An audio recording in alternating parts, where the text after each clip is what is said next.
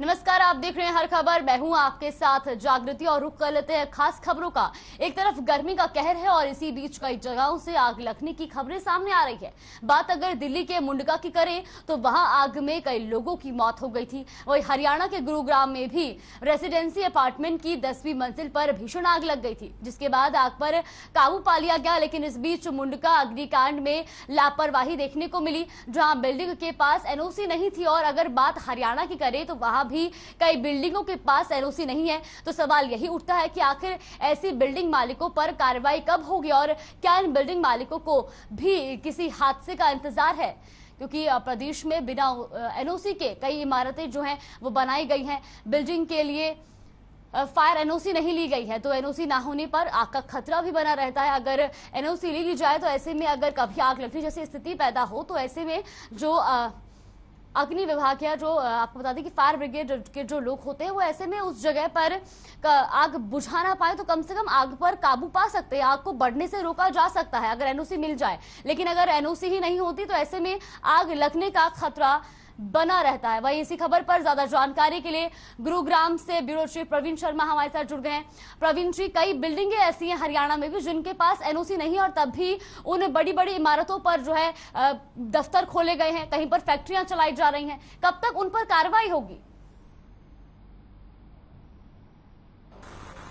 जी जागृति, देखिए बिल्कुल जिस तरह की घटना अभी दिल्ली में हुई, अमृतसर में हुई, तो एक चीज साफ तौर पर लापरवाही देखने को आई कि ये इलीगल तरीके से चलाए जा रहे थे जितनी भी आगजनी घटना हुई है जहां भी, और इसका खामियाजा कहीं ना कहीं जिंदगियां देकर हमें चुकाना पड़ा है। और यही हाल अगर मैं हरियाणा की बात करूं तो हरियाणा में भी बहुत सी ऐसी इमारतें हैं जिसमें सरकारी और गैर सरकारी दोनों तरह की इमारतें हैं, जहां पर फायर इक्विपमेंट प्रॉपर तरीके से नहीं लगाए गए हैं, जहां पर बहुत सा रिकॉर्ड होता है, जहां पर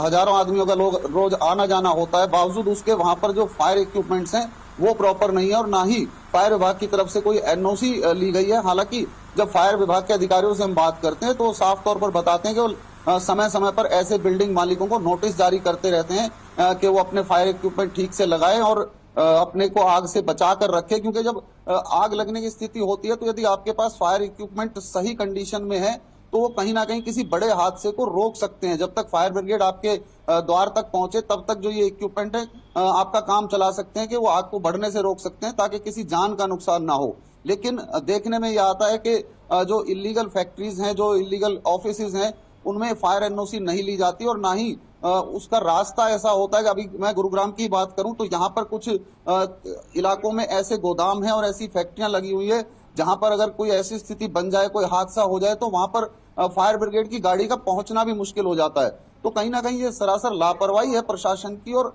इस लापरवाही का खामियाजा आम जनता को भुगतना पड़ रहा है। प्रशासन को कहीं ना कहीं सख्ती करके जो है इस तरह के जो बिना फायर इक्विपमेंट के जो बिल्डिंगें चल रही हैं उन पर कहीं ना कहीं रोक लगाने की जरूरत है। जागृति जी बिल्कुल प्रवीण जी, जिस तरीके से हमने बीते दिनों मुंडका की खबर हमारे सामने आई, मुंडका में जिस तरीके से कमर्शियल बिल्डिंग में आग लगी, 27 लोगों की मौत हो गई और अभी भी कई लोग ऐसे हैं जो लापता हैं। ऐसे में हरियाणा गुरुग्राम में भी हमने देखा कि 10वीं मंजिल में एक बिल्डिंग में आग लग गई, वहां पर ही बड़ा हादसा हुआ। इसके बावजूद भी प्रशासन अगर कार्रवाई नहीं करता तो ऐसे में तो आगे ऐसे कई और मामले सामने आ सकते हैं और ऐसे में लोगों की जान को भी खतरा है। जिन लोगों को ये जानकारी ही नहीं है कि जिस जगह पर वो काम कर रहे हैं वो वाकई में उसको फायर एनओसी मिली हुई है या नहीं मिली हुई है, तो कहीं ना कहीं लोगों की जिंदगियों पर भी खतरा बना हुआ है।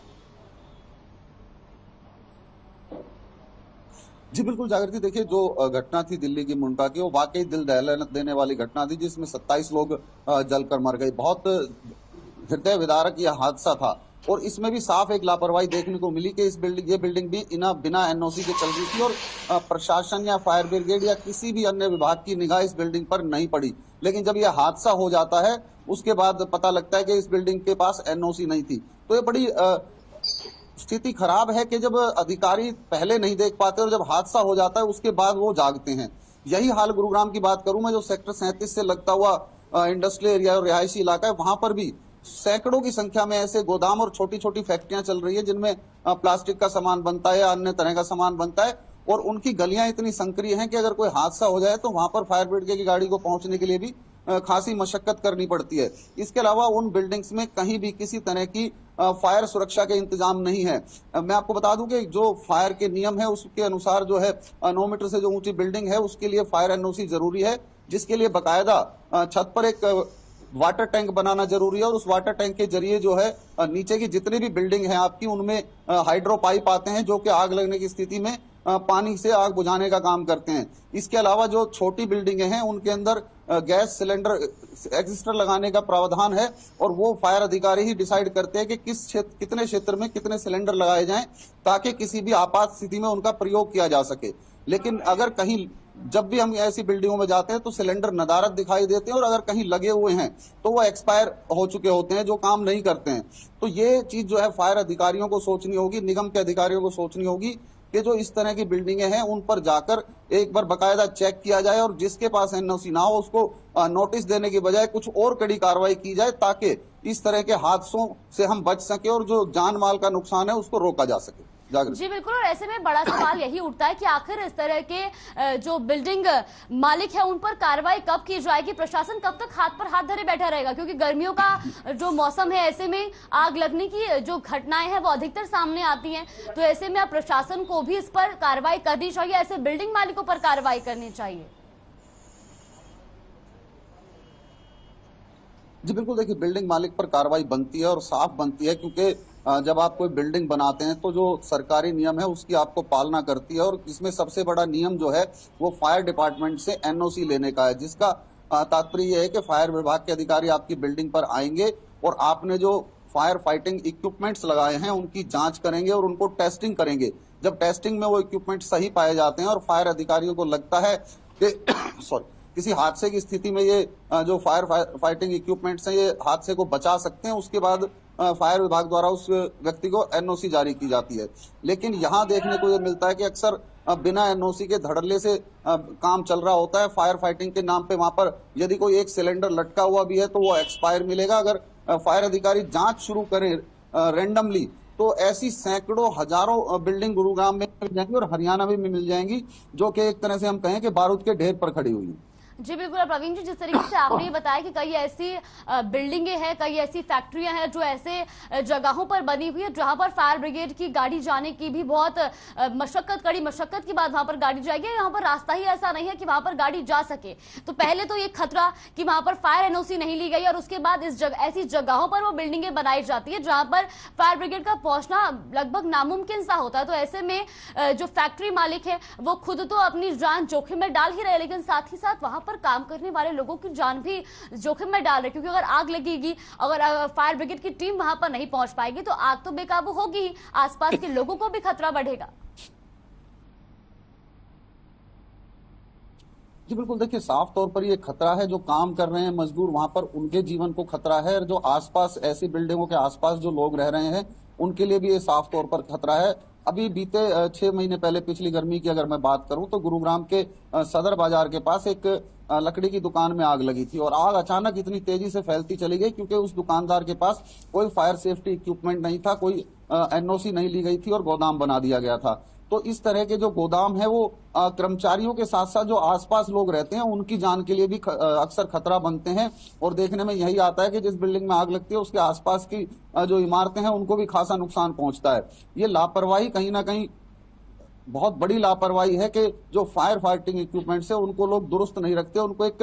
बेकार की चीज के कभी इस्तेमाल नहीं आनी, लेकिन जब हादसा होता है तब उनकी याद आती है। तो सभी बिल्डिंग मालिक को चाहिए कि वो अपनी जो फायर फाइटिंग इक्विपमेंट्स है उनको दुरुस्त रखें और समय समय पर उनकी जांच करते रहे, क्योंकि हर साल जो है इसकी जांच का भी जो प्रोविजन बताया गया है, क्योंकि अक्सर हम देखते हैं कि मॉक ड्रिल भी की जाती है फायर डिपार्टमेंट द्वारा, तो वो एक इसी का पार्ट है कि हम तैयार रहे। यदि कोई हादसा होता है, कहीं आग लगती है, तो उसके लिए हमें तैयारी पहले से रखनी होती है कि अगर कोई हादसा हो तो हम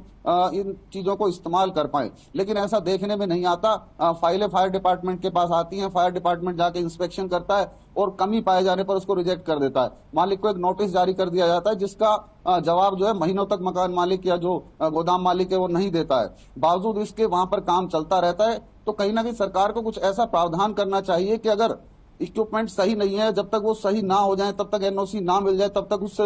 संस्थान को बंद कर देना चाहिए। गुरुग्राम के सेक्टर 14 में सैकड़ों की संख्या में इंस्टीट्यूट हैं जिनके अंदर जो एक रास्ते की हम कर रहे थे कि एग्जिट और एंट्री पॉइंट 2 होने चाहिए, इमरजेंसी में एग्जिट पॉइंट अलग होना चाहिए। ऐसा कहीं भी देखने को नहीं मिलता है। कुछ बिल्डिंगों को अगर हम छोड़ दें तो सभी बिल्डिंगों में एक ही रास्ता होता है और आग लगने की स्थिति में यदि एक ही रास्ता है तो उसके जो परिणाम है वो बहुत भयानक हो सकते हैं, जैसा कि हमें ये मुंडका हादसे में देखने को मिला।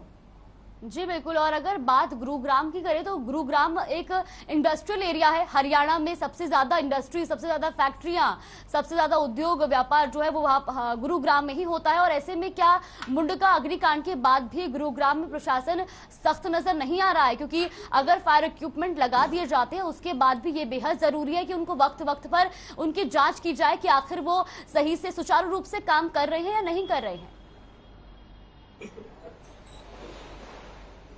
जी बिल्कुल, देखिए गुरुग्राम बहुत बड़ा इंडस्ट्रियल एरिया है और हर इंडस्ट्रियल एरिया में फायर डिपार्टमेंट की तरफ से फायर स्टेशन भी स्थापित किए गए हैं और कंपनियों को बाकायदा हिदायत भी जारी की गई है कि वो अपने यहाँ पर फायर इक्विपमेंट